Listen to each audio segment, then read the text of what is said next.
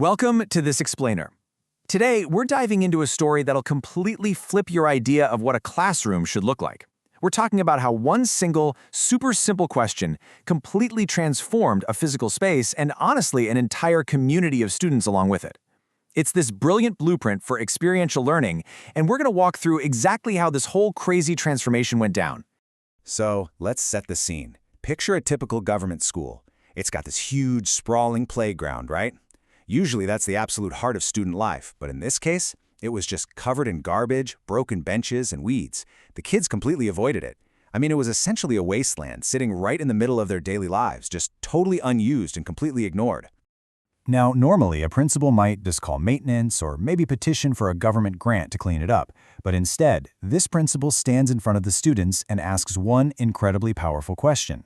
If this school belonged to you, what would you do? At first, just dead silence. But then, that question completely shifted the energy in the room.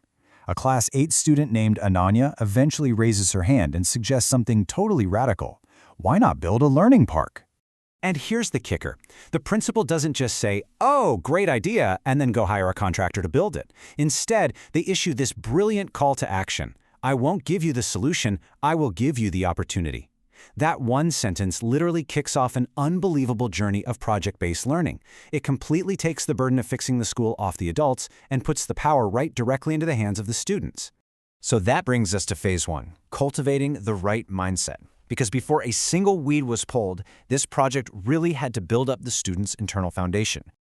Right out of the gate, the students became true inquirers. They didn't just grab shovels and start digging blindly. They were super calculated about it.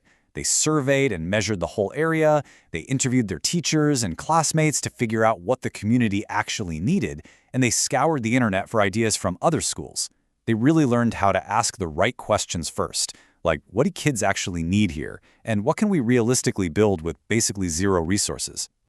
Along the way, they started looking inward and really developing their character. They became super self-aware. Some kids admitted they were terrified of public speaking but offered to write slogans instead, while others who couldn't paint to save their lives stepped up to organize the teams. They were open-minded too. When one group wanted a flower garden and another desperately wanted a science corner, they didn't argue. They just combined them into a nature and science zone. They also acted on principle, like returning old sports equipment they found buried under all that trash, and honestly, they were constantly reflective, running these evening review sessions to figure out what mistakes they made that day and how to be better tomorrow. Which leads perfectly into phase two, the power of community, where they take all that internal growth and focus it outward. These kids took total ownership. You saw this incredible culture of caring emerge. Older students just instinctively helping the younger ones carry heavy plants without anyone asking them to. They became super socially responsible, going out to parents and local shopkeepers to hustle for old tires and leftover paint. They realized fixing up the school was on everybody, and as communicators, they actually put together formal pitches for the school management committee. They were so deeply engaged that they'd be working enthusiastically way past the final bell, and nobody complained, because hey, this was their project now. But to pull a project of this scale off, they had to be top-tier collaborators. You had the gardening team, art team, science team, cleanliness team, and even a documentation team. No single group could pull this off solo. Having diverse teams with completely different skill sets was absolutely crucial. They really had to learn how to move in sync and rely on each other to push this massive vision forward. Okay, let's jump into phase three, innovation through action. This is where the rubber meets the road and they hit some real-world obstacles. During the planning phase, one student threw out this incredibly bold idea, building a rainwater harvesting model. Of course, there was immediate pushback.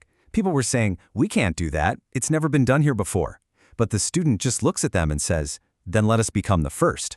I mean, wow, that is the ultimate risk-taker attitude right there. Because true innovation, it always starts with the courage to do something you've never seen modeled before. Naturally, the budget eventually ran out.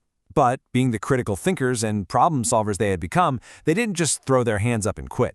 Instead, they got incredibly creative with literal trash. They took discarded plastic bottles and turned them into flower pots. They painted those old, worn-out tires and arranged them into these vibrant reading circles and seating areas. And those blank, ugly concrete walls, they transformed them into massive, brightly colored multiplication charts. They literally upcycled a wasteland into a fully functional learning space. And they didn't stop at traditional playground stuff. They acted as true innovators by creating a QR code garden. They actually merged technology with nature by placing a unique QR code next to every single plant. So anyone with a smartphone could just walk up, scan it, and instantly pull up the plant's scientific name, its medicinal uses, and its local history. They were quite literally embedding modern technology right into the dirt of their campus.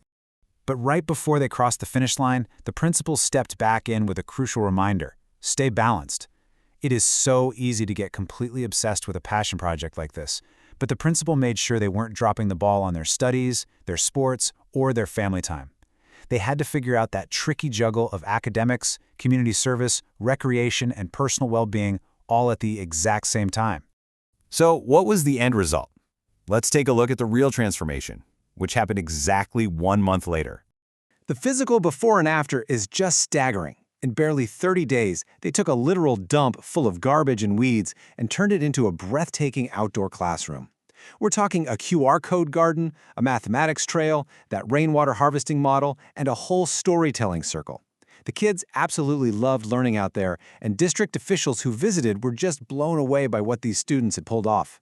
But the principal delivered this amazing twist ending. Looking out over this gorgeous new campus, the principal turned to the kids and said, "The greatest achievement is not this beautiful park. The greatest achievement is that you've become better human beings." It's such a profound realization. The park itself was basically a Trojan horse. The end game was never just landscaping. It was about secretly teaching these 16 critical character traits, from being an inquirer and a collaborator, all the way to being a risk-taker and an innovator. So, I want to leave you with this final thought. Just look at what is possible when a group of kids is given an opportunity instead of a prepackaged solution.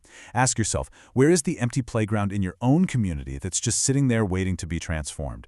How could you take this exact blueprint for experiential learning and apply it to your own life, your workplace, or your neighborhood?